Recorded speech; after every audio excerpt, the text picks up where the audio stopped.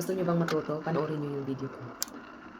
At dahil marami pa akong tirang, watermelon, ngayon ituturo ko sa inyo kung paano, gumawa ng centerpiece. First, ika-cut natin 'to dito, 'yan. Tapos ganito, 'yan. Dito muna, ayan. Ano.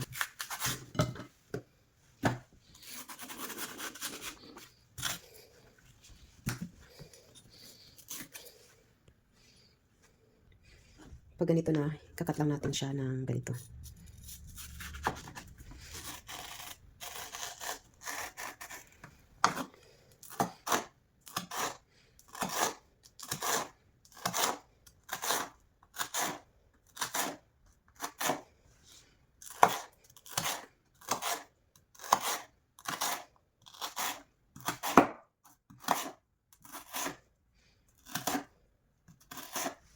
Ganito na siya. So, gawin mo lang dito is i-gano'n mo lang.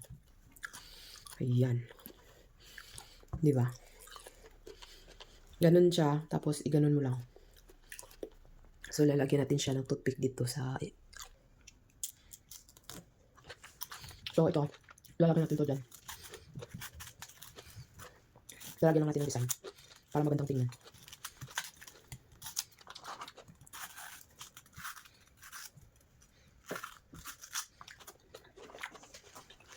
Ayan. Ayun. I-gano'n mo lang.